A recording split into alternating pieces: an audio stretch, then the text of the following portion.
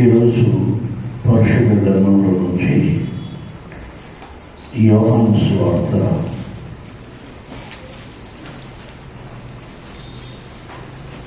5వ అధ్యాయము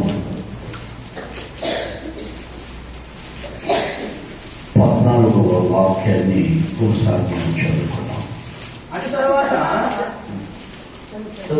అటు తరువాత యేసు దేవాలయంలో వారిని చూచి, ఇదిగో స్వస్థత నొందితివి, మరి ఎక్కువగా కీడు నీకు కలుగకున్నట్లు ఇకను పాపం చేయకుమని చెప్పగా, యేసు స్వామి దేవాలయంలో ఒకరిని చూశాడు.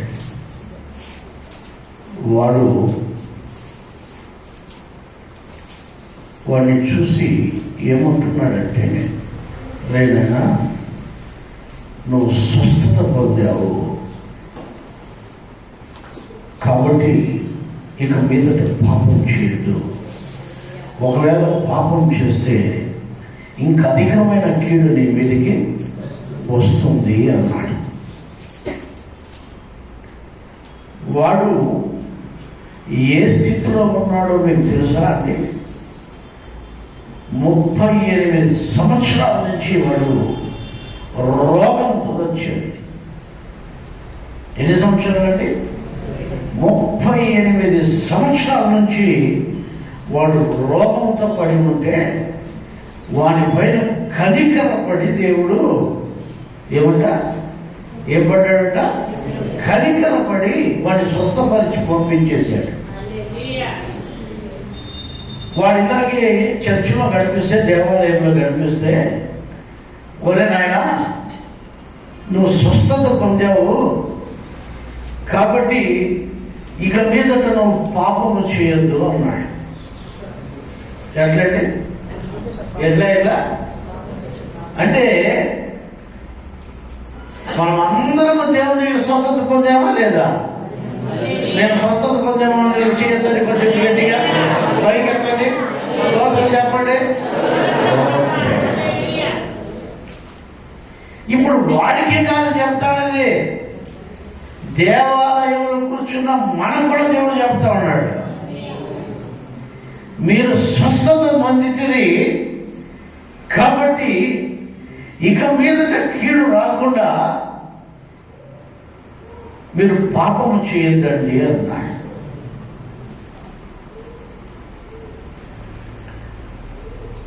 పాపము చేయొద్దు అనడం తప్ప, తాగడం తప్ప, విభజించవద్దని చెప్పడం తప్ప,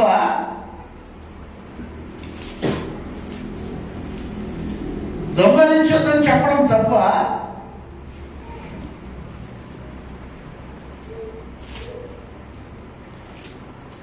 దాన్ని కూడా చాలా మంది పాయింట్ అవుట్ చేస్తున్నారు. మీరు పాపం చేస్తే నరకానికి పోతారు, మీరు నేను చెప్పినట్లు వింటే పరలోకానికి పోతారు అని యేసు స్వామి చెప్తాడయ్యా. అంటే మేమంతా నరకానికి పోతామా? మీరు డైరెక్ట్గా నరకానికి పోతారని చెప్పరా దేవుడు? దేవుని దగ్గరికి వచ్చి పాప క్షమాపణ పొంది రోగం బాగు చేసుకున్న తర్వాత కూడా, మేలు పొందిన తర్వాత కూడా నువ్వు మళ్ళీ అదే పాపాన్ని కంటిన్యూ చేస్తే ఖచ్చితంగా నరకానికి పోతావు, ఇంకా ఎక్కువ శిక్ష నీకు ఉంటుంది అని ఇక్కడ చెప్తున్నాడు దేవుడు. ఇప్పుడు మీకు ఒక అర్థమయ్యేదానికి ఒక మాట చెప్తాను. ఇక్కడ ఎవడైనా మన ఇళ్ళ పక్కన ఎవడైనా ఒకటి తప్పు చేసాడు అనుకోండి, వాడిని ఏం చేస్తాం? ఫస్ట్ ఆ ప్రాంతంలో ఉండే వాళ్ళంతా వాడిని దండిస్తాము, ఏదో తిడతాము, బుద్ధి చెప్తాము, లేకపోతే నచ్చ చెప్తాము, నేను ఆయన ఇట్లా చేయొద్దురా అంటాం, నేను ఆయన ఇట్లా చేయొద్దురా అంటాం. వాడు వినలేదనుకో ఏం చేస్తాం? వాడు వినలేదనుకో మన మాట ఏం చేస్తాం చెప్పండి? వాడు అదే పని చేస్తాడు, చేయడానికి పని చేస్తున్నాడు మన ప్రాంతంలో. వాడిని ఏం చేస్తాము? పోలీసులు చెప్తాం. పోలీసు వాళ్ళు ఏం చేస్తారంటే, రే వాడికి ఒక 2 దెబ్బలేసి ఇంకొకసారి నేను చేస్తుంటే నిన్ను జైలు పంపిస్తారా అని ఎస్ఐ తిట్టి పంపిస్తాడు. వాడు వచ్చి మళ్ళా అదే పని చేస్తాడు అనుకో, మళ్ళీ మీరు కేసు పెట్టామనుకో ఏం చేస్తారు? కేసు కట్టి జడ్జి దగ్గరికి పంపిస్తారు. జడ్జి గారు ఏం చేస్తారు? జైలుకు పంపిస్తారు. ఏ 14 ఏళ్ళలో ఏ యావజ్జీవ కారాగార శిక్ష, లేదంటే ఉరి శిక్ష, లేకపోతే 7 ఏళ్ళ శిక్ష ఆయన చెప్తారు. అవునా కాదా? చెప్తారు కదా. మరి యేసు స్వామి చేస్తున్నది అదే కదా. బైబిల్ని ఆధారం చేసుకునే కదా ఇవన్నీ కూడా వీళ్ళు న్యాయ తీర్పులు పెట్టారు. ఫస్ట్ చేయొద్దంటున్నాడు. ఇప్పుడు ఐగుప్తు దేశంలో ఉన్న ఫరో రాజు అన్యుడు. ఎవరండి? అన్యుడు. అన్యుడు అంటే మోషేతో అంటాడు యెహోవా ఎవడు అంటాడు. ఎట్లా యెహోవా ఎవడు అంటాడు. నాకు తెలుసు, కరెక్టే అని చెప్పింది. ఎందుకంటే ఫరోకు యెహోవా దేవుడు తెలియదు కాబట్టి ఈ దేవుడు కూడా ఎక్స్క్యూజ్ చేశాడు. అవును నిజమే కదా, తెలియదు కదా పాపం, కాబట్టి నేను తెలిసినాక మళ్ళీ చూద్దామని దేవుడు మోషే ద్వారా ఐగుప్తు దేశంలో కొన్ని ఆశ్చర్య కార్యాలు చేశాడు. 10 ఆశ్చర్య కార్యాలు అక్కడ జరిగించాడు. ఫరో ఓయమ్మ నీ దేవుడు గొప్పవాడు, నీ దేవుడే గొప్ప దేవుడు, నీ దేవుడికి మించిన వాడు లేడు, కాబట్టి మీరు మీ కుటుంబీకులందరూ కూడా వెళ్ళి మీ ఆ దేవుడిని ఆరాధించండి అని చెప్పాడు. అయినా కూడా మళ్ళీ ఆయన హృదయాన్ని కఠినపరచబడి ఇశ్రాయేలును బాధ పెట్టడం ప్రారంభించాడు. ఏమేం బాధ పెడుతున్నాడు చెప్పండి? ఇశ్రాయేలు ఆడబిడ్డలను మాన ప్రాణాలను తీస్తున్నారు. ఇశ్రాయేలు ఆడబిడ్డల్ని ఇష్టం వచ్చినట్టు ఆడుకుంటున్నారు. ఇశ్రాయేలీలకు డబ్బులు ఇవ్వకుండా వాళ్ళతో వెట్టి చాకరీ చేపిస్తున్నారు. వాళ్ళు అలా చేపిస్తుంటే వీళ్ళు దేవునికి మొరపెడుతున్నారు, ప్రభా మమ్మల్ని కాపాడు, ఈ హింస నుంచి మమ్మల్ని కాపాడు అని దేవుడు చెప్తున్నాడు. ఒక పక్కేమో మోషే హెచ్చరిస్తున్నాడు, ఫరో ఖచ్చితంగా నువ్వు చెడిపోతావు, కాబట్టి మమ్మల్ని మర్యాదగా పంపించి మేమేదో మా దేవుణ్ణి మేము ఆరాధించుకుంటాం అంటే మాకెవరా చాకరీ చేసేది అంటాడు. మాకెవరా చాకరీ చేసేది? మా బిడ్డల్ని ఎవరా మోసేది? మా ఇంట్లో పాచి పని చేసేది ఎవర్రా? మా ఇంట్లో మాకెవరా సహాయం చేసేది మీరు వెళ్ళిపోతే అని ఫరో అంటాడు. ఏమంటాడు? ఫరో అంటాడు. మన దేశంలో కూడా ఫరోలే ఉన్నారు ఒక రకంగా ఎత్తుకుంటే. ఈ తక్కువ జాతి వాళ్ళందరినీ కూడా వాళ్ళ ఇళ్ళ కాడ పేడకాలు ఎత్తేదానికి, వాళ్ళ ఇళ్ళ కాడ చెత్తలు తోసేదానికి, వాళ్ళకు పాలేరు పని చేసేదానికి, వారికి కాళ్ళు వచ్చేదానికి, వారికి మసాజ్ చేసేదానికి, చెప్పులు లేకుండా గుడ్డలు లేకుండా తాటాకులు కట్టుకొని ఆ రోజుల్లో గొప్ప గొప్ప వాళ్ళంతా, నేను చూడలేదు కానీ ఏదో చెప్తూ ఉంటారు చాలామంది, గొప్ప గొప్ప వాళ్ళంతా గొప్ప స్త్రీలు మాత్రమే ఆడవాళ్ళు వస్త్రాలు కట్టుకోవాలంట, మిగిలిన తక్కువ జాతి వాళ్ళంతా కూడా వస్త్రాలు వేసుకోకూడదంట. ఆడవాళ్ళు ఎక్కువ జాతరలు చూపించాలంటారు. అందులో వాళ్ళకు సైజును బట్టి కొలతనేసి వాళ్ళకు పన్ను వేసేవాళ్ళంట. ఆ రోజుల్లో పెద్దదారులు ఆ రోజుల్లో ఇశ్రాయేలీలకు ఎట్లా ఫరోలు ఉన్నారో ఇక్కడ తక్కువ జాతి వాళ్ళకు కూడా ఇక్కడ ఒక ఫరోలు ఉన్నారు. మనం ఇంత స్వేచ్ఛగా బతికిన వాళ్ళం కాదు.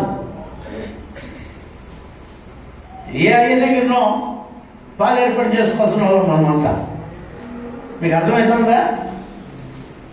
ఏ గొప్ప వాళ్ళ దగ్గరనో అపచేతులు కట్టుకొని వాళ్ళ పేటకలు దోసుకుంటా, లేకపోతే వాళ్ళ ఇంటి దగ్గర ఏదో పనులు చేసుకుంటూ ఉండాల్సిందే మనమంతా. మనకంటూ ఆస్తులు ఉండడం, మనకంటూ కుటుంబాలు ఉండడం, మనకంటూ సొంతం ఏది ఉండిండేది కాదు.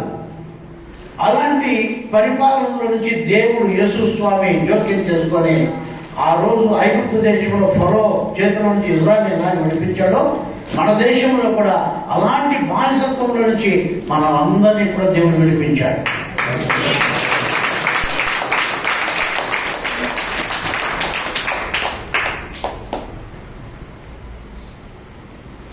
అవునండి.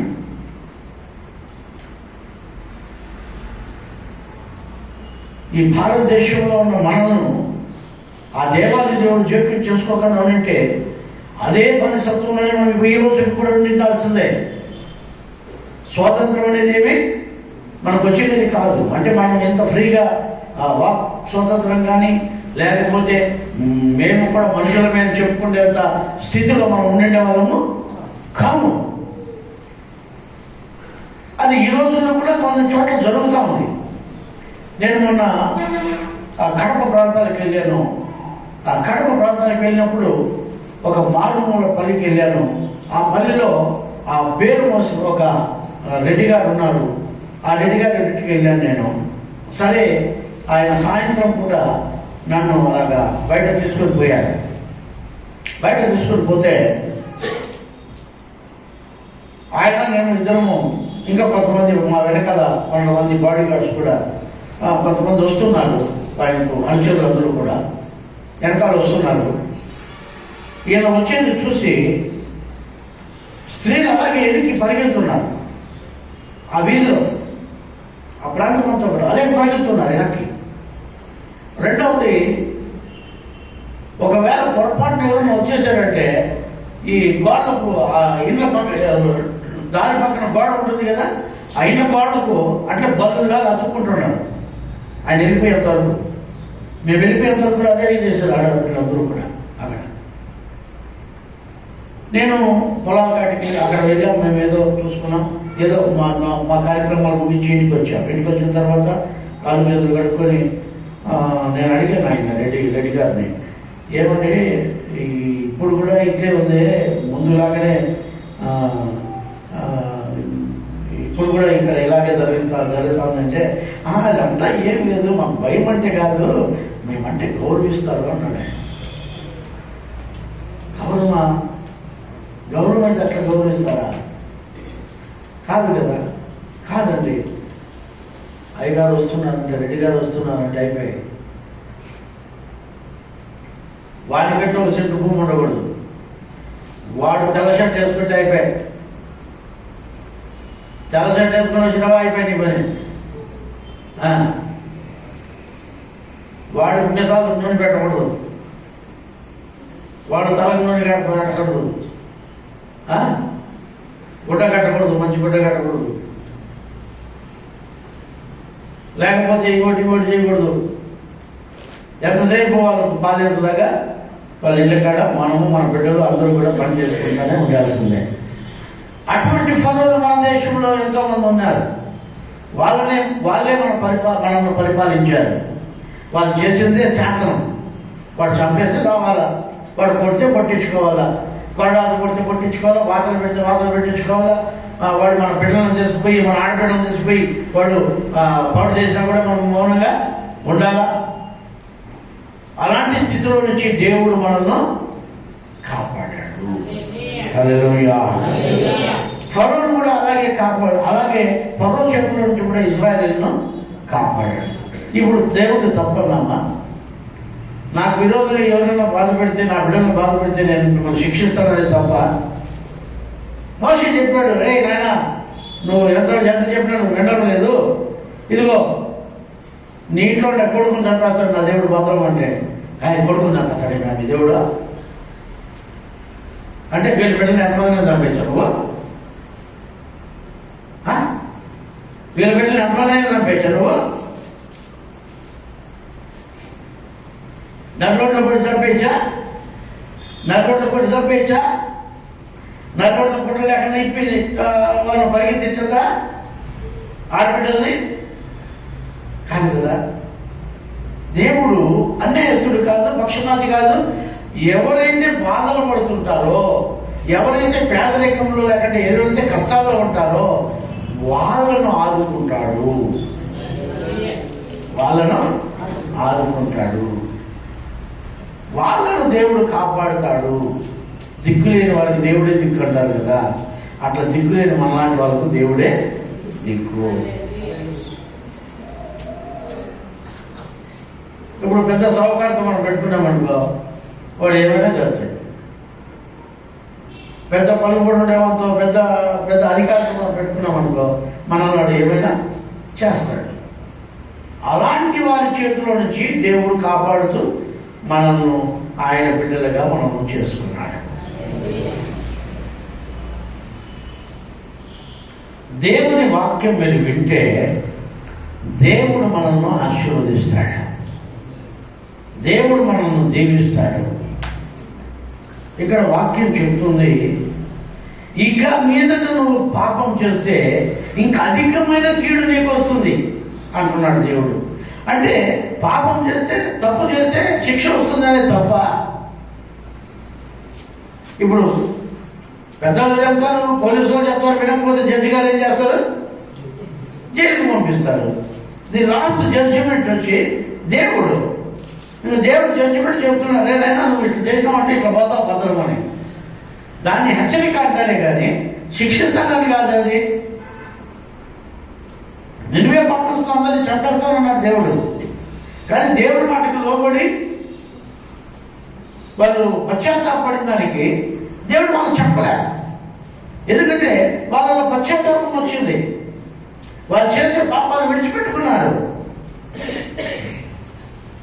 దేవుడు హెచ్చరించాడు, హెచ్చరికకు లోబడితే ఎవరైనా రక్షిస్తారు. ఇది జాతి మత కుల భేదము, రంగు భేదము, భాష భేదము, దేశ భేదము లేనే లేదు. దేవుడు మనల్ని కాపాడాడు, అందరినీ కాపాడుతున్నాడు. ఇక్కడ అంటాడు, చదవండి యోహాను సువార్తలోనే 8వ అధ్యాయం 11వ వాక్యం చదవండి. 8-11 ఒకసారి చదవండి. ప్రభువా అనేను. అందుకు యేసు, నేను నీకు శిక్ష విధింపను, నీవు వెళ్ళి ఇక పాపము చేయకమని ఆమెతో చెప్పాను. చూడండి, దేవుడు ఎంత కరుణామయుడంటే, ఆమె వ్యభిచారే, తప్పు చేసిందే, అందరూ పట్టుకొచ్చారు తప్పు చేసేయాలని. కానీ యేసు స్వామి ఎంత కరుణామయుడు చూడండి.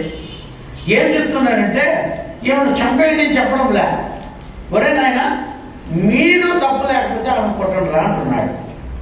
ఇప్పుడు ఒక తప్పు చేసినోడు ఇంకొక తప్పు చేసినోడు కొడితే బాగుంటుంది, తప్పు చేసినోడిని తప్పు చేయనోడు కొడితే బాగుంటుంది, అది నిజంగా మంచిగా ఉంటుంది. కాబట్టి నేనేమంటానంటే, దేవుడు కూడా ఏం చెప్తున్నాడంటే, అమ్మా వాళ్ళు తప్పు చేశారు కాబట్టి తప్పు చేసి నిన్ను కొట్టలేదు, కానీ నేను కొట్టచ్చు ఇప్పుడు నిన్ను. ఎందుకంటే నాలో ఏ తప్పు లేదు, నేను నిన్ను కొట్టచ్చు. నాకు అధికారం ఉంది, ఆ పవర్ ఉంది, ఆ అధికారం నాకు ఉంది. కానీ నేను కూడా నిన్ను కొట్టను, నేను కూడా నిన్ను శిక్షించను. కాబట్టి నువ్వు వెళ్ళిపో, నీకెవరు శిక్ష విధించరు. ఎందుకంటే తప్పు చేసినోడు శిక్షించలేకపోయాడు, కానీ తప్పు చేయని నేను కూడా నిన్ను శిక్షించను. నేను నీతిమంతుడును, నేను దేవుడును, సృష్టికర్తని, అయినా కూడా నువ్వు చేసిన తప్పును నేను క్షమిస్తా ఉన్నాను.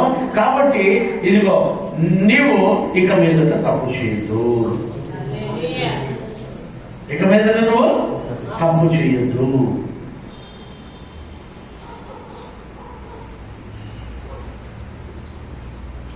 తప్పు చేయొద్దు అంటున్నాడు దేవుడు. అంతే, శిక్షించడు ఆయన.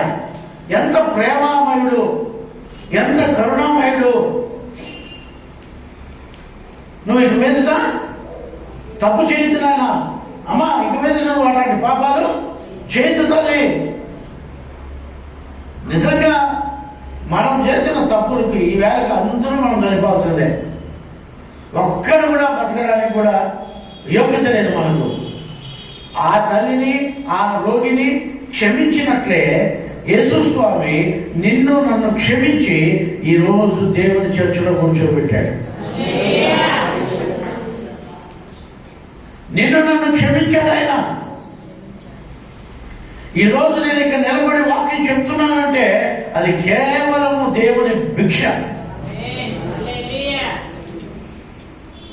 లేకపోతే ఎప్పుడో శిక్ష విధింపబడి చావాల్సింది నేను. చావుకు గురైన మనం, చావాల్సిన మనం ఈరోజు దేవుణ్ణి ఆరాధిస్తున్నాం. చూడండి, అందుకని దేవుడు అంటున్నాడు, ఇక మీదటైనా మీరు పాపము చేయదండి.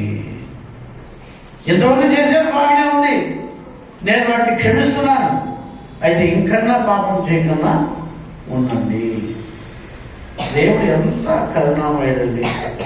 ఒకవేళ ఆయన శిక్షిస్తే ఎవడు మనల్ని ఆపలేడు, ఎవడు మనల్ని తప్పించలేడు, ఎవడు మనల్ని కాపాడలేడు.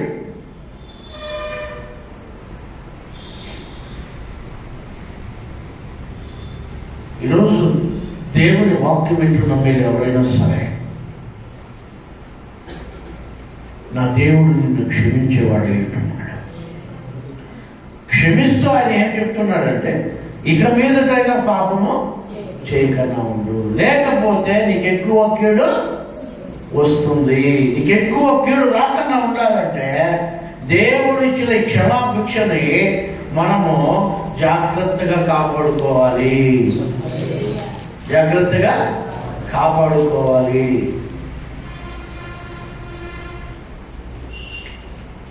దాన్ని మనం కాపాడుకోకపోతే దేవుడు మనల్ని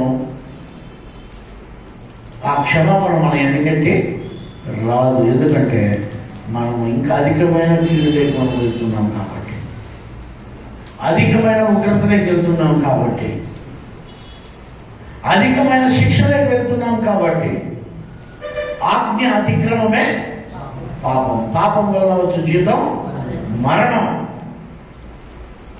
ఆజ్ఞ ఉంది మనకు, ఆజ్ఞను ఉల్లంఘించకూడదు, ఉల్లంఘిస్తే శిక్ష తప్పదు.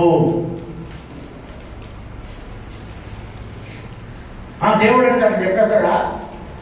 దేవుడు అయితే కొట్టేమన్నాడా? దేవుడు అయితే చంపేమన్నాడా?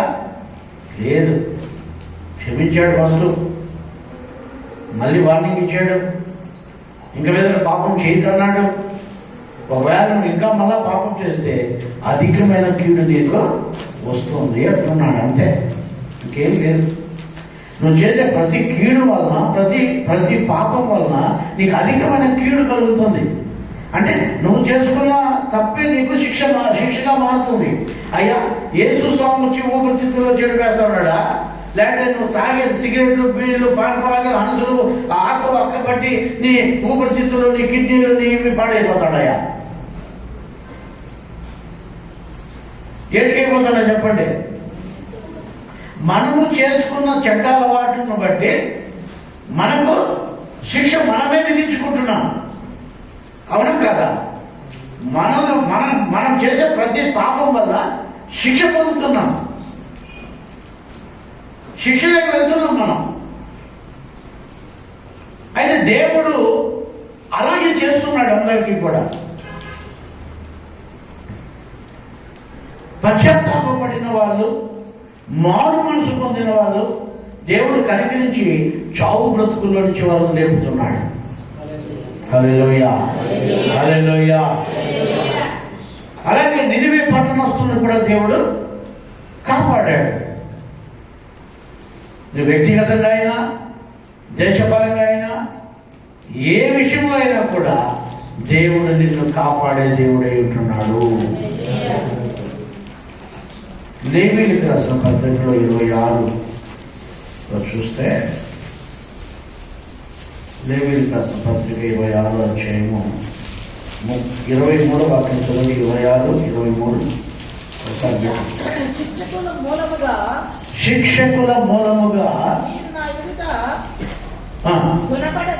గుణపడక. చూడండి, శిక్షకుల మూలముగా మీరు నా ఎదుట గుణపడక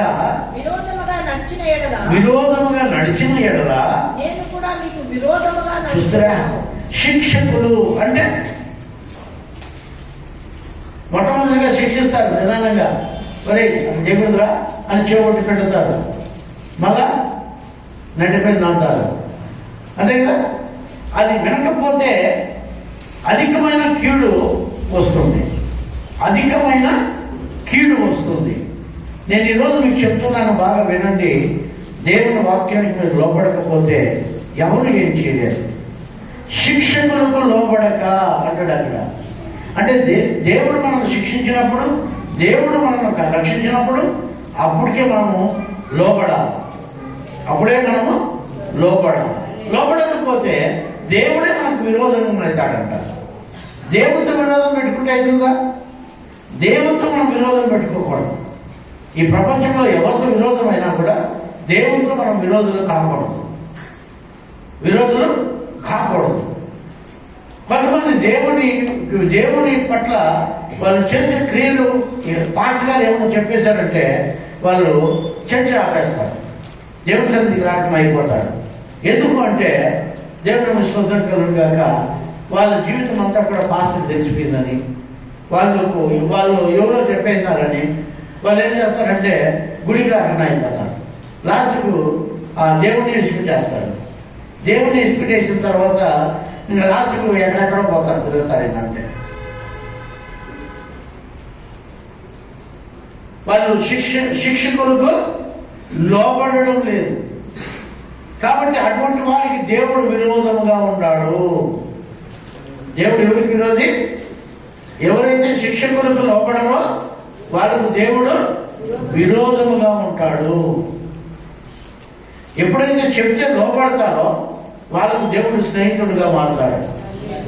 ఎప్పుడైతే శిక్షకులకు లోపడరో వాళ్ళకు దేవుడు విరోధముగా మారుతాడు.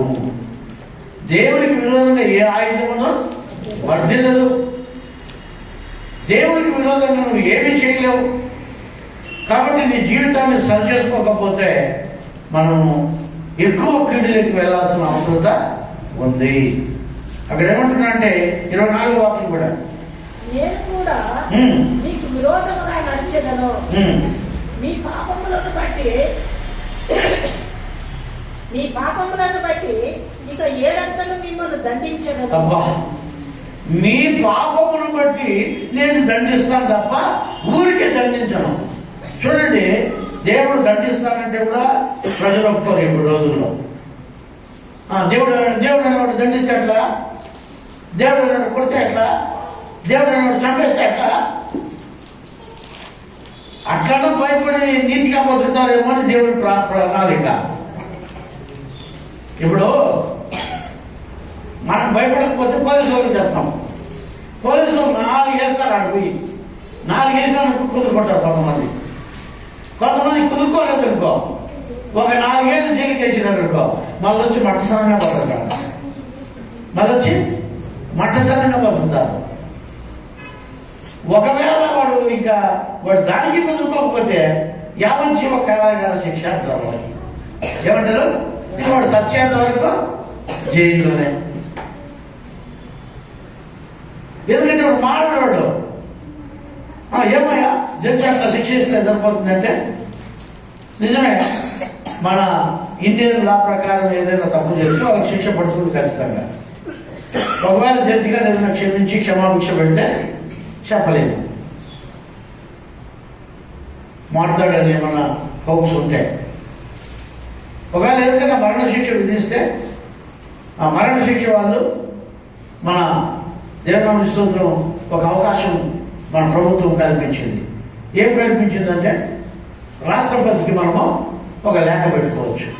రాష్ట్రపతికి ఒక లేఖ పెట్టుకోవచ్చు. అయ్యా నువ్వు బతికించయ్యా, నన్ను తప్పు అయిపోయిందయ్యా, ఏదో నేను చేసిన తప్పే, ఇంక నేను అట్లా పనులు చేయను, నేను నీతిగా బతుకుతానయ్యా, కనీసం జైల్లోనా బతకనేండి, నన్ను చంపేయద్దండి అని చెప్తే, ఒకవేళ రాష్ట్రపతి గారు దయదలిస్తే మరణశిక్ష రద్దు చేయించాలి, మరణశిక్ష రద్దుపరచవచ్చు.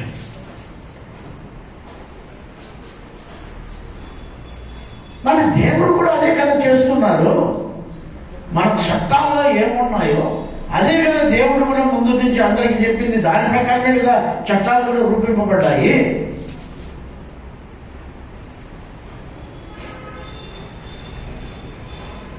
ఈ చట్టాల నుంచి నువ్వు తప్పించుకోవచ్చు, జడ్జి గారి దగ్గర నుంచి తప్పించుకోవచ్చు దొంగ సాక్ష్యాలు పెట్టి, కానీ నా యేసయ్య దగ్గర నువ్వు తప్పించుకోలేవు.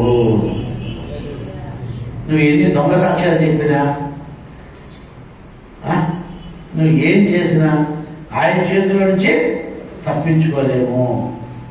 కాబట్టి నేను ఈరోజు మీకు చెప్తున్నాను, మనము శిక్షకులు అంటే గద్దించినప్పుడే మనము సులువుగా దేవునికి లోబడేది మంచిది. దేవుడు అందరినీ ఇప్పుడు మారినా మారకపోయినా, ఇప్పుడు 38 సంవత్సరాల నుంచి రోగంతో ఉన్నవాడిని దేవుడు స్వస్థపరిచాడు. వాడు పరిశుద్ధుడు అయిపోయిన దానికి స్వస్థపరచలా,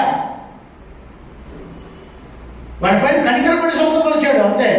స్వస్థపరిచిన తర్వాత మనం అంటాడు, రే ఇంకెక్కువ కీడు నీ మీదకి రాకుండా ఇంక మీద పాపము చేయదు. అప్పుడు మారమంటున్నాడు దేవుడు. మన బతుకు అదే, మన బతుకు అదే, మన జీవితాలు అవే.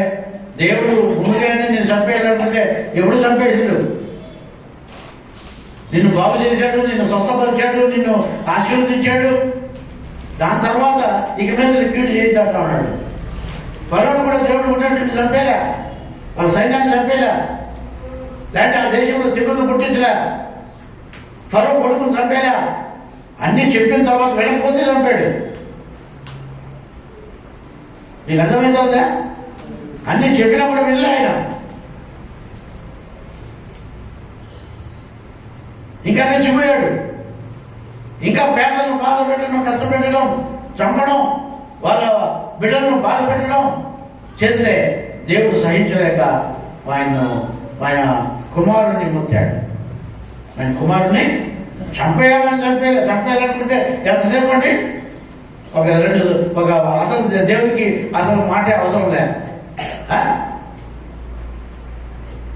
కానీ అవకాశాలు ఎన్ని ఇచ్చాడు ఫరోకి? మరి నీకు అన్యాయం ఇచ్చాడు. ఈ రోజుల్లో మన దేశంలో కూడా దేవుడు ఎంతమందికో చెప్పాడు, ఎవరైనా పేదలను దొంగలించొద్దురా, పేదలను కొట్టొద్దురా, పేదలను అట్లా నువ్వు కాలు కింద వేసుకొని తొక్కద్దురా అని చెప్తే కూడా వినలే.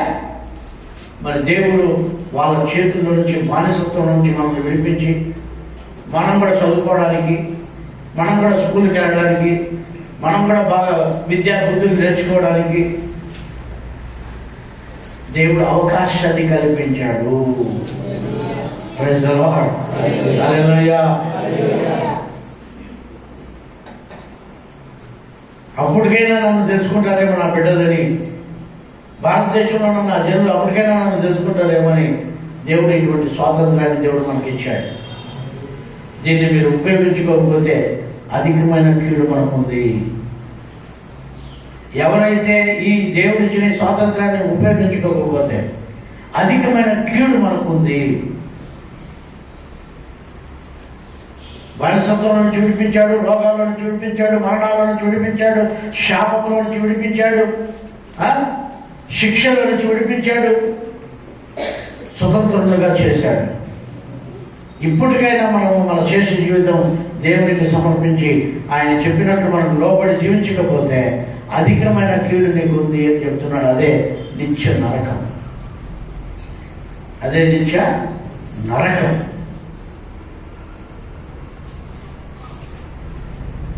దానిలో నుంచి మనం తప్పించుకునేదానికి దేవుడు ఇప్పుడు కూడా మనకు ఒక హెచ్చరిక చేస్తున్నాడు. ఆయన నువ్వు ఇక మీద పాపం చేయొద్దు తల్లి, ఇక మీద నువ్వు పాపం చేయొద్దు, నేను కూడా నిన్ను కొట్టను, నేను కూడా నిన్ను శిక్షించను, నేను కూడా నిన్ను చంపను. ఇదిగో ఇక పో. ఒరే నాయనా, రోగంతో పడినావు, స్వస్థపడ్డావు, ఇంకెక్కువ కీడు రాకుండా ఇక మీద పాపం చేయొద్దు. నువ్వు రోగంలో ఉన్నావో, లేదంటే శిక్షలో ఉన్నావో, లేదంటే మరణస్థితి నీకు వచ్చిందో, దాని నుంచి దేవుడు ఎందుకు తప్పించాడో తెలుసా? ఇక మీద కీడు చేయకుండా ఉండడానికి.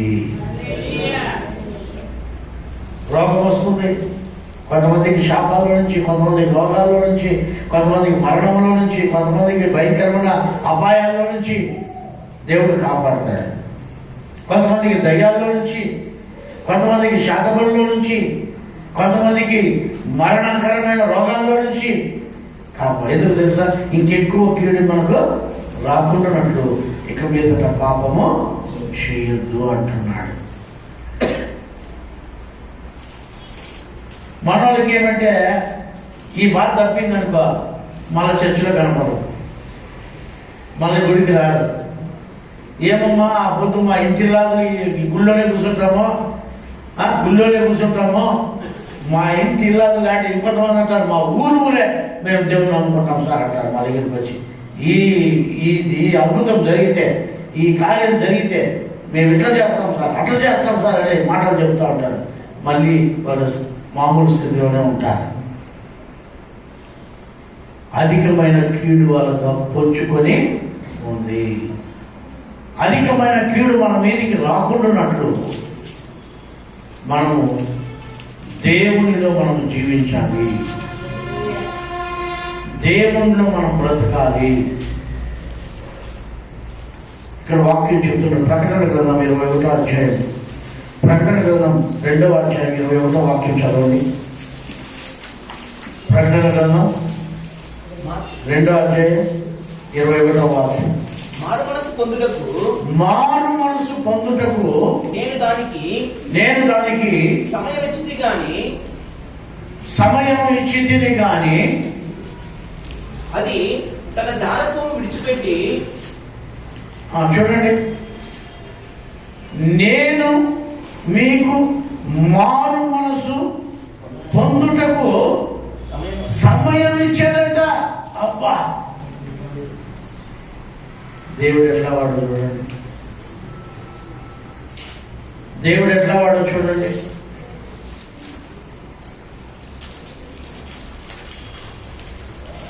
దేవుడు ఎట్లా వాడు చూస్తారా? మారు మనసు పొందేదానికి దేవుడు ఏమిచ్చాడంట? సమయం ఇచ్చినాడంట. కొంతమందికి దేవుడు సమయం ఇచ్చినా కూడా దాన్ని సద్వినియోగపరచుకోదు. సమయం ఇస్తాడు దేవుడు ప్రతి ఒక్కరికి. అమ్మా, నాటుకోండి అమెరికన్స్, అమెరికా వాళ్ళకే కాదు దేవుడు సమయం ఇచ్చింది. మన ఇండియాలో ఉన్న మనకు కూడా, నీకు కూడా, నాకు కూడా సమయమును ఇచ్చాడు. ఏమిచ్చాడు? ఏమిచ్చాడు? ఏమిచ్చాడు? చెప్పండి.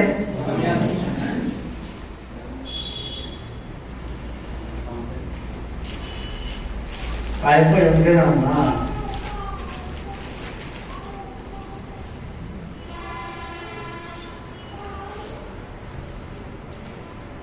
ఇక్కడ మనం చూస్తే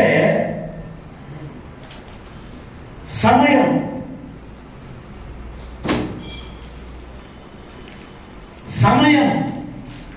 ఇంపార్టెంట్, సమయోచితం ఇంపార్టెంట్.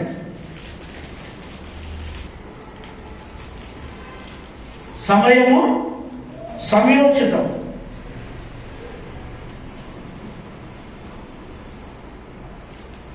ఈ సమయోచితమైనవి చేయకపోతే వాళ్ళకి ఏం లేదంటారు?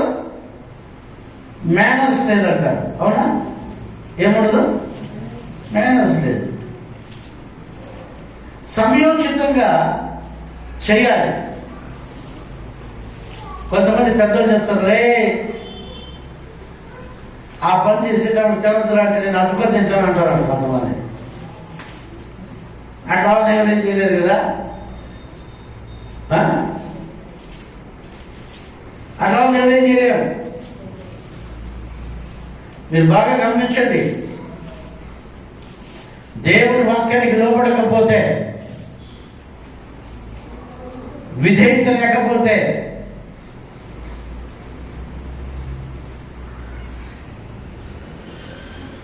లోబడకపోతే, దేవుడిచ్చిన సమయాన్ని సద్వినియోగపరచుకోకపోతే నీకు అధికమైన కీడు ఉంది. నేను చెప్పడంలే, గ్రంథాల్లో రాసి పెట్టారు. మీ గ్రంథంలో ఇలాగ రాశారే అలాగ రాశారే చెప్పద్దు. అది దేవుడి ఇష్టం. కాకపోతే నీకైతే అవకాశం అయితే ఇచ్చాడా లేదా? అవకాశం ఇవ్వకపోయినా కూడా నువ్వు పాయింట్అవుట్ చేసినా కూడా మంచిదే. మన వాళ్ళకి ఎన్ని అవకాశాలు ఇచ్చినా కూడా సద్వినియోగపరచుకోరే. ఎన్ని అవకాశాలు నీకు నీ జీవితంలో? ఎన్ని బాప్తిజాలు తీసుకున్నావు నువ్వు?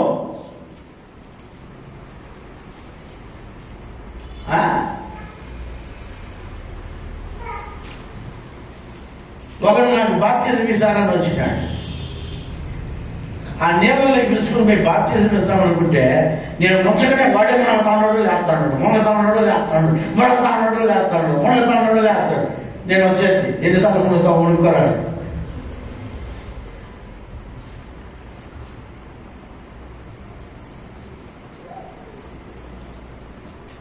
ఏంటికి అటువంటి బాప్తిజాలు? దేవుడు ఒక అవకాశాన్ని, ఒక సమయాన్ని దేవుడు నీకు ఇస్తాడు. ఇచ్చిన అవకాశాన్ని నువ్వు సద్వినియోగపరుచుకుంటే నిశ్చయముగా నువ్వు ఆశీర్వదింపబడతావు, నిశ్చయముగా నువ్వు దీవింపబడతావు.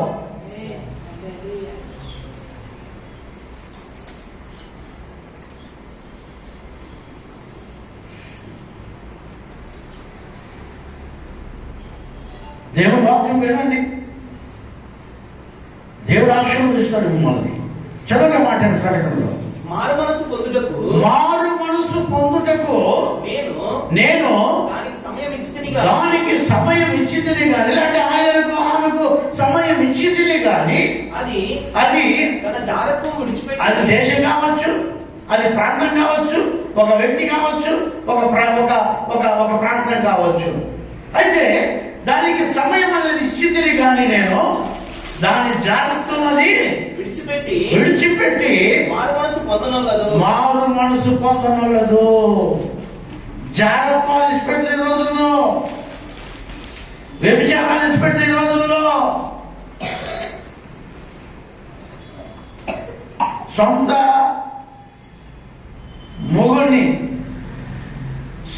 మొగుడిని విడిచిపెట్టి వేరే పురుషులతో పోయేదాన్ని ఏమంటారండి? వ్యభిచారి అంటారు. సొంత భార్యను విడిచిపెట్టి వేరొక స్త్రీతో పోయే పురుషుని ఏమంటారు? వ్యభిచారి అంటారు, వ్యభిచారుడు అంటాడు. స్త్రీ చేసినా ఒకటే, పురుషుడు చేసినా ఒకటే. ఈరోజు నేను మీకు చెప్తున్నాను, బాగా వినాలి. దేవుని యందు మీరు భయభక్తులు కలిగి ఉంటే ఆ జాగ్రత్తని విడిచిపెట్టుకుంటారు. కొంతమంది చూడండి ఏమంటారంటే జాగస్త్రపు మాటలు మాట్లాడుతూ ఉంటారు, అంటే డబుల్ మీనింగ్ వచ్చే మాటలు మాట్లాడుతూ ఉంటారు. ఏం మాటలు మాట్లాడుతారో తెలుసా అండి? నేను ఒక విశ్వాస ఇంటికి వెళ్ళాను మదనపల్లిలో. నేను ఒక విశ్వాస ఇంటికి వెళితే నేను కూర్చోమన్నారు, కూర్చున్నా. వాక్యం చెప్పాలని పోయాను. నేను వాక్యం చెప్తే దానికి పోయి కూర్చుంటే అప్పుడే ఒక వ్యక్తి వచ్చాడు. ఆంటీ అన్నాడు. రావయ్యా రా అనేది అంటారు. నేను కూర్చొని ఉన్నాను, ఆయన రమ్మనేది. ఆయన వచ్చాడు. ఆంటీ ఏది చెడిపిందన్నారు ఆంటీ, అందుకని నేను వచ్చాను అని అంటున్నాడు. పాపం అబ్బాయి, టీవీ అయ్యా, టీవీ చెడిపోయిందయ్యా, అదే చూడు అని అంటున్నానే. ఆ అబ్బాయి ఉండుకొని ఏమన్నాడంటే, అంటే దీనికి కేబుల్ ముందు భాగంలో ఉంటుందా వెనక భాగంలో పెట్టేదా ఉంటుందా అంటే, ఆ ఆంటీ గారు చెప్తున్నారు, మా దానికి ముందు పెట్టచ్చు వెనక పెట్టచ్చు. ఆంటీ గారు ఎట్లంటే ఆ మాట చెప్పి నవ్వుతుంది. ఆ కొంపకు ఆపత్తు నుంచి మన బాధ.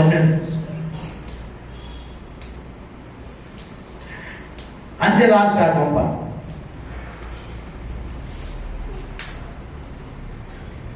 తమాషరా తినేదానికి కూడు లేక సస్తా ఉంటుంది. అట్లాంటి దేవుడు నీకు బతుకునిస్తే తిమురు మాటలు వస్తాయా? సస్తా ఉండే రోజుల్లో దేవుడు మేలు చేస్తే, దేవుడు ఇచ్చిన అవకాశాన్ని కృతజ్ఞత కలిగి జీవించి ఫాస్ట్గా అక్కడ కూర్చోవడాలని కూడా ఇంకిత జ్ఞానం లేకుండా జీవిస్తారా?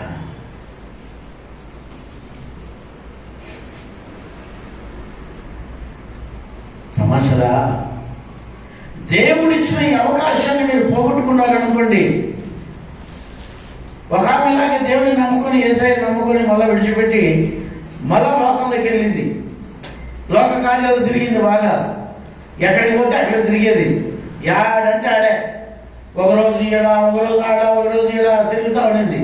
మళ్ళీ లాస్ట్కి ఒక 4 ఏళ్ళ తర్వాత మళ్ళీ నాకు వచ్చింది, నా దగ్గరికి వచ్చింది మళ్ళీ ఇంటికే వచ్చి, ఏమి అంటే, అయ్యా నేను చచ్చిపోవాలని ఊరేసుకోండి. ఈ పక్క అంతా కోసపోయిందంట. కోసపోయింది, మెడ చూపించింది నాకు. ఊరేసుకునేసిందంట చచ్చిపోవాలని. ఎవరు ఆ పక్కలు చూసి ఈ పక్కలు చూసి ఏదో దించినారు. అధికమైన కీడు నీ మీదికి రాకుండా దేవుడిచ్చిన అవకాశాన్ని ఏమంట చదువు,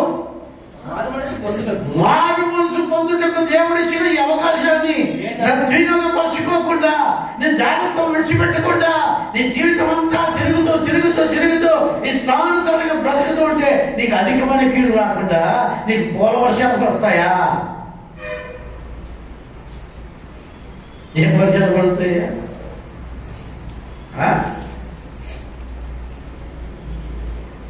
అధికమైన కీడు మన మీదకి రాకుండా ఉండాలా? దేవుడిచ్చిన అవకాశాన్ని సద్వినియోగపరచుకోవాలి. అది దాటిపోయింది అనుకోండి, అధికమైన కీడు నీకు వస్తుంది. ఇది బైబిల్ చెబుతున్న చట్టం. బైబిల్ అట్లా చెప్తే అట్లా, ఇట్లా చెప్తే అట్లా. ఆయనలో చెప్తుందంట, ఎప్పుడు నువ్వు నరకానికి పోతావమ్మా, దేవుని విడిచిపెట్టకూడదు, దేవుని విడిచిపెట్టద్దమ్మా, నువ్వు నరకానికి పోతావమ్మా, దేవుని విడిచిపెడితే నరకానికి పోతావమ్మా, అమ్మా నువ్వు పరలోకానికి పోవమ్మా. పాస్టర్ చెప్తానే ఉంటాడు అన్నమాట. ఇంకెట్లమ్మా అమ్మా, ఈ ఆర్ఎన్బి వాళ్ళు ఉన్నారే, ఆర్ఎన్బి వాళ్ళు మీరు మాట్లాడకూడదు అన్నమాట. మీరు బుద్ధుందే నీకు? ప్రతి యూ టర్న్ దగ్గర, ప్రతి లెఫ్ట్ టర్న్ దగ్గర, రైట్ టర్న్ దగ్గర జాగ్రత్త జాగ్రత్త జాగ్రత్త అని పెట్టావు. ఆడ పురులు పెట్టావు, ఎమ్మలు పెట్టావు, సత్తారా ఇట్లా అయిపోతావు అని చెప్పి పెట్టావు. జాగ్రత్త జాగ్రత్త బుద్ధుందే చెప్పి ఆర్ఎన్బి వాళ్ళు అడగండి. ఎందుకు పెట్టారు అక్కడ? ఒక ట్రాన్స్ఫార్మర్ దగ్గర పెట్టింటారండి. ఒక తలకాయ ఇప్పుడులే 2 ఎమ్మకలు వేసింటారు, ఎర్ర ఎక్కుతాం. బుద్ధుందేమి నీకు అని చెప్పి ఆ ఏడీని పోయి అడగండి. ఎందుకయ్యా అక్కడ పురిను అంత బెదిరిస్తున్నావు మనుషులు? నువ్వు పురి పెట్టి ఎమ్మకలు పెట్టి మనుషులను బెదిరిస్తాడవా? ఒరినైనా పురి పట్టుకొని శుభ్రం తెలుస్తుంది, నువ్వు అట్లా ఇలా అంటాడు. నువ్వు కూడా ఇంకా బైబిల్ చెప్తాడు అదే కదా, చంపేస్తాడు పొడి చేస్తాడని చెప్పరా? బైబిల్ చెప్తాడు ఏంటంటే, నాన్న నువ్వు ఇట్లా చేస్తే ఇట్లా అయిపోతావు, ఇట్లా చేస్తే ఇట్లా అవుతావు అని చెప్తా ఉంది. సమయం ఇస్తా ఉంది నీకు. ఇంకా ఒకవేళ ఈ వాక్యం వింటున్నా నీవు, ఎవరైనా సరే, ఏ ఊరైనా సరే, ఏ భాష అయినా సరే, ఏ జాతి అయినా సరే, దేవుడిచ్చిన ఈ సమయాన్ని సద్వినియోగపరచుకో.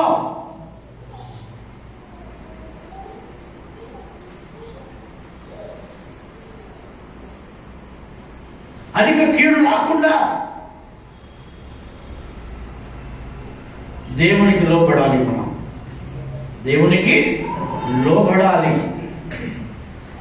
కీర్తనకారుడు దేవుడు ఆ 23వ వాక్యం చదువున్నాడు. 23వ వాక్యంలో ఆ మాట ప్రకటనలో,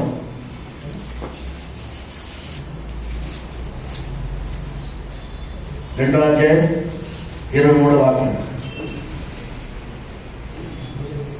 దాని పిల్లలను 2వ అధ్యాయం 23వ వాక్యం. దాని పిల్లలను నిశ్చయముగా చంపెదను, అందువలన అంతరంద్రియములను హృదయములను పరీక్షించు వాడను నేనే అని సంఘములన్నీ తెలుసుకును. చూడండి, వాళ్ళ పిల్లలను చంపేస్తానంటే, పిల్లలను చంపేస్తానంటే దేవుడు ఎట్లా చంపేసిందే? దేవుడు ఎట్లా ఎదిరిపోయిందంటే, నువ్వు చెప్పిన మాట చేస్తే కదా. మనం చెప్పిన మాట వినకపోతే ఎన్నిసార్లు దొంగతనం చేసిరా, దొంగతనం చేసిరా, దొంగతనం చేసిరా అని పోలీసులు మొత్తుకొని డ్రగ్స్ అమ్మదురా, డ్రగ్స్ అమ్మదురా, డ్రగ్స్ అమ్మదురా. నేను దాంతో బతుకుతాను, నీకేమియా అంటే పోలీసు వద్దా? ఊరికి ఉంటారా? ఎర్రసంగం మొహమ్మదురా, ఎర్రసంగం మొహమ్మదు అంటే నేను దాంతో నా బతుకుతారు అదే అంటే అవి ఊరుకుంటాడా? చెప్పండి అమ్మా, చెప్పండి అయ్యా. బ్రహ్మశుడు అమ్మదురా, గంజాయి అమ్మదురా, గంజాయి పంట పెట్టదురా అంటే ఆయన బతుకుతారు అదేనా? ఏం చేస్తారు జడ్జి గారు? జడ్జి గారు ఏం చేస్తారు? వీళ్ళు 14 ఏళ్ళు వేయడాను ఆయన. ఎందుకంటే వీడు చీడ పురుగు, సొసైటీకి సమాజానికి వీడు చీడ పురుగు. అందరికి నేర్పించేస్తాడు వీడు బగ్గెట్ల బయట నుంచి బ్రౌన్ షుగర్ ఎట్లా వాడేది వీడు అన్ని నేర్పించేస్తాడు. వీడు చచ్చిపోయి 14 ఏళ్ళు జైలు వేసేయి మన ముసలిని కాటేదంతా మనం చూద్దాము అని అంటాడు. ఇప్పుడు దేవుడు కూడా ఏమంటున్నాడు? నీకు అవకాశం ఇస్తే అవకాశాన్ని పోగొట్టుకోలా, నువ్వు విడిచిపెట్టలా, వ్యభిచారం విడిచిపెట్టలా, జాగ్రత్తలు విడిచిపెట్టలా, నువ్వు అందుకని నేను నీ పిల్లలు చంపేస్తాను అన్నాడు. ఫరోన్ అదే కదా చెప్పాడు. ఒరే నువ్వు చెప్పిన మాట తింటారా ఫరో, నువ్వు చెప్పిన మాట తింటే ఎవడు ఎవడు అంటాడు. దేవుడు పడుతుంది. కనీసం కొంచెం ఇంకిత జ్ఞానం ఉండొచ్చు కదా. మోసే తెలిసినోడు, మోసే వానికంటే గొప్పోడు, మోసే అదే దేశంలో మోసే చాలా విలువ పేరు ప్రఖ్యాతులు పొందిన మోసేని ముందరనే ఆ దేవునికి కించపరిచిన ఫరో, ఆయన పేరు రామ్సే. దేవుని కించపరిచిన వాడు, దేవుని అవమానపరిచిన వాడు, దేవుడు విడిచిపెడతాడా? ప్రజలను హింసించిన వాడు, ప్రజలను దోచుకున్నవాడు, ప్రజల మాన ప్రాణమును తీసినవాడు. దేవుడు ఎన్నిసార్లు ఏం చేస్తాడు? దేవుడి బిడ్డల ప్రాణాలను మానాలను తీస్తూ ఉంటే దేవుడు ఎన్నిసార్లు ఓర్చుకుంటాడు? అందుకే చంపుతాను అంటున్నాడు. చంపేస్తానంటాడు. చూడు, నన్ను నమ్మకపోతే చంపేస్తాను, నమ్మరావో నమ్మవో పాపం చేస్తున్నాడు దేవుడు. అంతే. ఏం చేస్తున్నాడు? పాపం చేయొద్దయ్యా, జాగ్రత్తలు చేయొద్దయ్యా, విభజించొద్దయ్యా, దొంగలించొద్దయ్యా.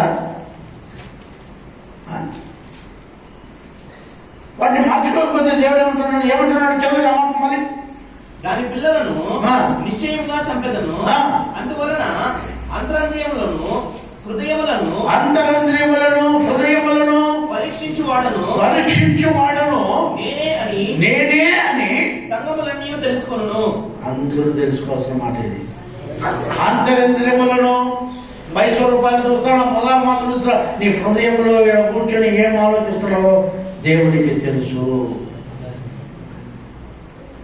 ఇక్కడ కూర్చొని ఏం ఆలోచిస్తున్నావో దేవుడికి తెలుసు. హృదయ ఆంతర్యములను ఎరిగిన దేవుడు.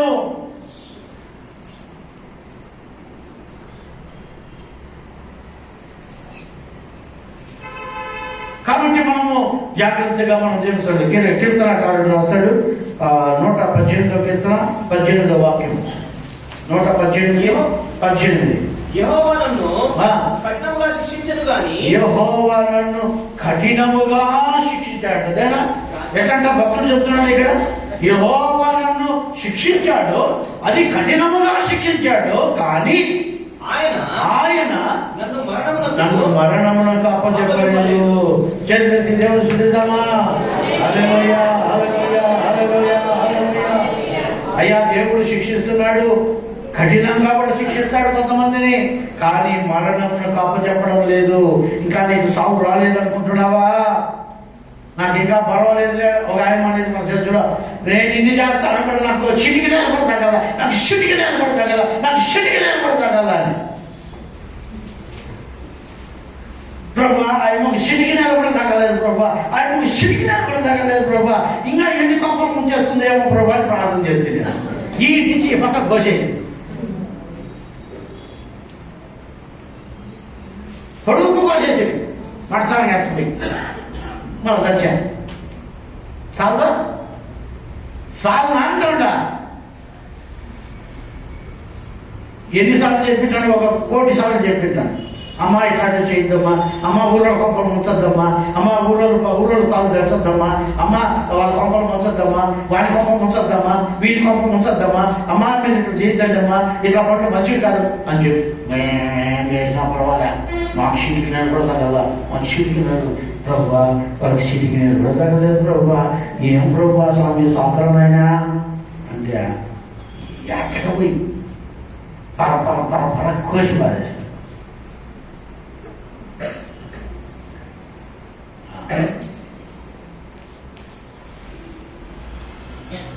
నీకు అర్థం కావాలా? దేవుడు ఎట్లంటున్నాడంటే, భక్తుడు ఏమంటున్నాడంటే, అయ్యా నన్ను శిక్షించాడు అయ్యా దేవుడు, నేను చేసిన తప్పుకు శిక్షించాడు, అధికముగా శిక్షించాడు, కానీ మరణానికి అప్పచెప్పలేదు అయ్యా కరుణామయుడు. దేవుడు ఇంకా మరణానికి అప్పచెప్పలేదని బాధపడుతున్నావా? ఇంకా మరణం రాలేదులే, ఎట్లయితే అట్లా కానీ చూసుకున్నాంలే అని ఉండవా? దేవుడు తథ్యం అన్నాడు అనుకో, ఇంటికి కూడా పోతావో. మీకు అర్థమైందా? మీకు అర్థమవుతుందా? అయితే దేవుడు ఇచ్చిన అవకాశమును మాత్రం మనము విడిచిపెట్టుకోకూడదు. విశ్వాసులైన మనల్ని కాదు, అన్యులను కాదు, భూమిపైన ఉన్న ప్రతి మానవునికి దేవుడు ఈ శిక్షలు విధిస్తూనే ఉన్నాడు.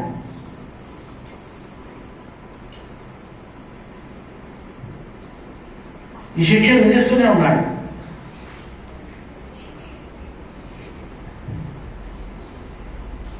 నేను దేవుని నమ్మకం ముందు లోకంలో బాగా తిరిగాను. లోకంలో ఎట్లా తిరగాలో అట్లంతా తిరిగాడు. చేయాల్సినవన్నీ చేశాడు. దేవుడు ఒక పక్క హెచ్చరిస్తున్నా కూడా లెక్క చేయకుండా, ఎవరికి భయపడకుండా తిరిగాను. చివరికి లాస్ట్కి దేవుడు ఏం చేశాడో తెలుసా?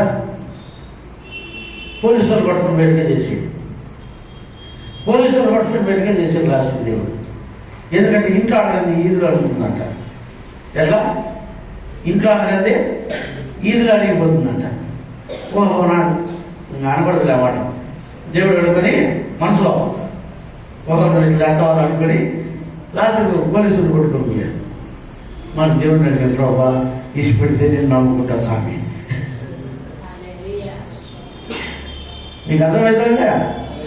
దేవుడు అవకాశం అయితే ఇస్తాడు, నువ్వు మారకపోతే శిక్షిస్తాడు, అధికంగా శిక్షిస్తాడు, కానీ మరణానికి కూడా అప్పచెప్పడు. ఒకసారి డిసైడ్ అయిపోయాడు మరణానికి, ఇంకంతే వీడు వదిలే ఈ భూమి చెప్పకూడదు అనుకున్నాడు అనుకో, చాప్టర్ క్లోజ్. వీడు ఉండడం వల్ల ప్రయోజనం లేదనుకున్నాడు నీకు దేవుడు. ఇంకా అయిపోయింది నీ జీవితం అక్కడికి. ఇంకా అవకాశం ఇస్తానే ఉన్నాడు నీకు. తండ్రి నీకు ఇంకా అవకాశం ఇస్తున్నాడు. దేవుడు ఇచ్చిన అవకాశాన్ని పాటు చేసుకోవద్దు. మార్కు సువార్తలో 2వ చదువునా 2వ అధ్యాయం 5వ వాక్యం చదువునా. మార్కు సువార్త 2వ అధ్యాయం 5వ వాక్యం. యేసు వారి విశ్వాసమును చూచి కుమారుడా నీ పాపములు, చూడండి విశ్వాసం ఉండదా, వారి విశ్వాసమును చూచి నీ పాపములు క్షమింపబడి ఉన్నవి కనుక నీ పరుపు ఎత్తుకొని నీ ఇంటికి వెళ్ళమన్నాడు. విశ్వాసించాల దేవుడు వారి విశ్వాసాన్ని చూస్తాడు. మీరు దేవుడికి లోబడే వల్ల కాదా, గద్దెంపుకు లోబడే వల్ల కాదా, దేవుని నేను నా మాటకు లోబడే వల్ల కాదా, నా శిక్షకు లోబడే వల్ల కాదా, వీళ్ళు దేవుడికి నేను ఇచ్చిన శిక్షకు లోబడతాను లేదా, వాడికి పక్షవాయు వచ్చింది. వాడికి దేవుడే పక్షవాయు పెట్టాడు వాడికి. కానీ దేవుడు పక్షవాయు పెట్టాడని చెప్పి వాళ్ళు భయపడి దేవుని యొక్క భయభక్తులు కలిగి విశ్వాసం ఉంచారు. వారి యొక్క భయభక్తులను చూసి, వారి యొక్క విశ్వాసాన్ని చూసి ఈ పడకలో ఉన్నవాడిని ఏం చేశాడు తెలుసా? నీ పాపాలు క్షమింపబడ్డాయి, నువ్వు పడుకు వెతుకున్నాడు. నీ మంచి వెతుకుని నువ్వరా ఎందుకో తెలుసా? నీ విశ్వాసాన్ని బట్టే నీ పాపాలు క్షమింపబడతాయి. నీ వలన ఇతరుల పాపాలు కూడా దేవుడు క్షమిస్తాడు. నువ్వు నిజంగా విశ్వాసం అయితే నీ పక్కల పాపాలను దేవుడు నీ వలన క్షమిస్తాడు. ఆమేన్. హల్లెలూయా, హల్లెలూయా. జాగ్రత్తగా గమనించండి. నీ జీవితంలో నువ్వు నిజంగా విశ్వాసం అయితే నీ బిడ్డల పాపాలు దేవుడు క్షమించవచ్చు ఒకవేళ క్షమిస్తే. ఎందుకంటే అక్కడ విశ్వసించింది ఆ పక్షపాయపడిన వాడు కాదు, వాడిని మోసుకొని వచ్చిన వాళ్ళ విశ్వాసాన్ని చూశాడు దేవుడు. వాడిని మోసుకొని వచ్చిన వాళ్ళ యొక్క విశ్వాసాన్ని చూశాడు దేవుడు. వారి విశ్వాసం చూసి వీడి పాపాలు క్షమింపబడ్డాయి. ప్రైజ్ ది లార్డ్, హల్లెలూయా. నీ బిడ్డల పాపాలు క్షమించాలంటే, నీ బిడ్డలు చేసిన తప్పులు క్షమించాలంటే, నీ పాపాలు క్షమించాలంటే, నీ బిడ్డల పాపాలు క్షమించాలంటే మొట్టమొదటిగా నీ విశ్వాసాన్ని దేవుడు చూస్తాడు.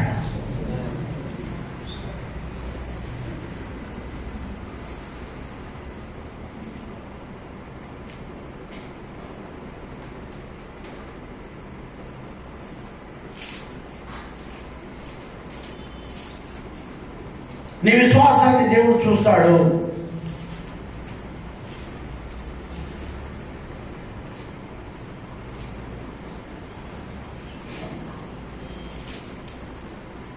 విశ్వాసం చాలా ఇంపార్టెంట్. విశ్వాసం లేని క్రియలు మృతం. నువ్వు చేసే ప్రతి క్రియ కూడా విశ్వాసంతో చేయాలి. నువ్వు చర్చకు వచ్చావు, విశ్వాసం లేకుండా చర్చకు వస్తే అది మృతం. చర్చింది ఏ ప్రయోజనం చెప్పండి? వచ్చావు పోతావు అంతే. దానివల్ల ఏం ప్రయోజనము లేదు. రానోళ్ళు రాలేదనుకోండి,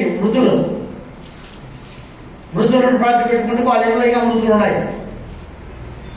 వచ్చిన మనము విశ్వాసంతో లేకపోతే మనము మృతులు అయిపోతాం. విశ్వాసం చాలా ఇంపార్టెంట్. ఏమంటున్నాడు మళ్ళా? యేసు వారి విశ్వాసమును చూచి కుమారుడా ఈ పాపమును క్షమించబడి ఉన్నవని, నీ పాపమును క్షమింపబడి ఉన్నవని పక్షవాయువు గల వాడితో చెప్పాను.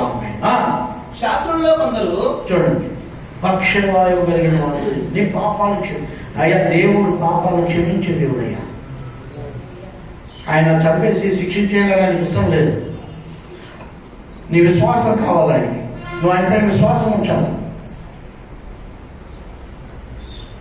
చంపేస్తాడు, నరికేస్తాడు, నరకంలో వేసేస్తాడు, అదంతా కాదు దేవుడికి ముఖ్యం. నువ్వు ఆయన ఇచ్చిన అవకాశాన్ని, ఆయన ఇచ్చిన సమయాన్ని నువ్వు సద్వినియోగపరుచుకుంటే నిశ్చయముగా నీ విశ్వాసాన్ని దేవుడు కాపాడతాడు. నిన్ను క్షమిస్తాడు. క్షమాగుణం కలిగిన దేవుడు, ప్రేమ కలిగిన దేవుడు.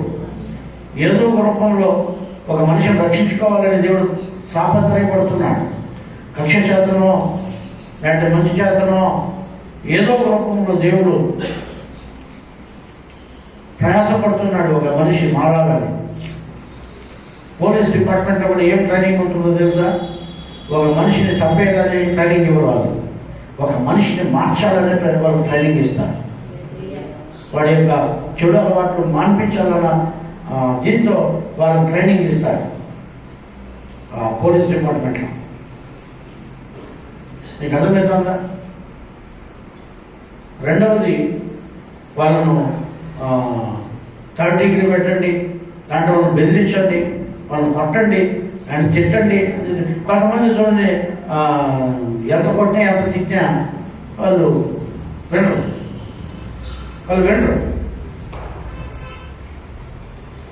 ఈ మన ఆర్టీసీ బస్ స్టాండ్ దగ్గర పోలీస్ స్టేషన్లో ఒకటి తాగేసి రోడ్లో కూర్చొని, ఒక స్త్రీ రోడ్లో కూర్చొని పోలీసు వాళ్ళు పిలుస్తాం, రాకూడదులో అని పోలీసు వాళ్ళు. ఆ పోలీసు వాళ్ళు వచ్చి ఏమంటున్నారు తెలుసా? రాత్రి అంతా కొట్టాం సార్, ఏమంటే సారాయి అవుతుంది, అన్నీ తప్పుడు పనులన్నీ చేస్తుంది అని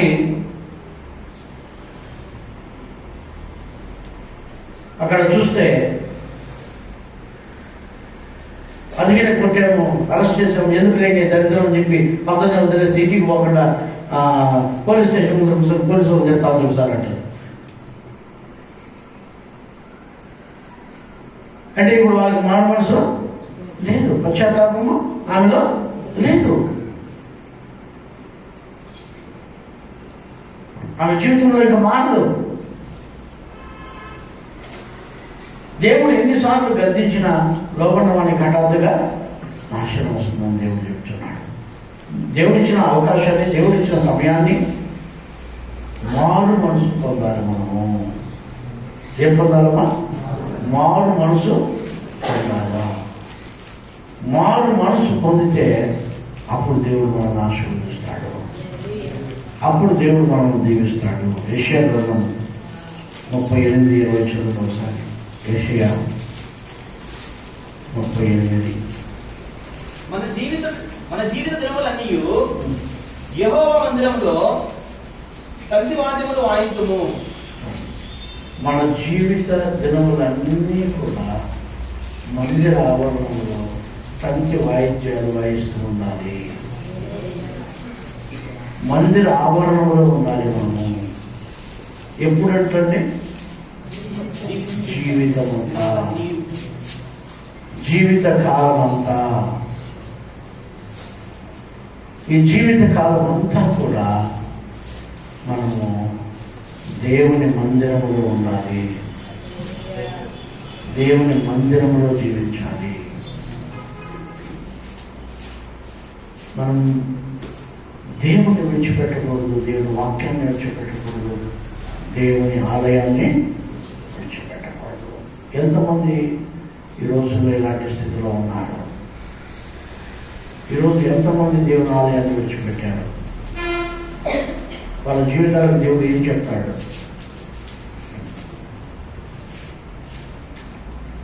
దేవుడు వాళ్ళకి ఏమని హెచ్చరిస్తున్నాడు? ఒకసారి జ్ఞాపకం చేసుకోండి. మన జీవితాలను సరి చేసుకున్నాం. దేవుడిచ్చిన గొప్ప అవకాశాన్ని మనం సద్వినియోగపరచుకున్నాం.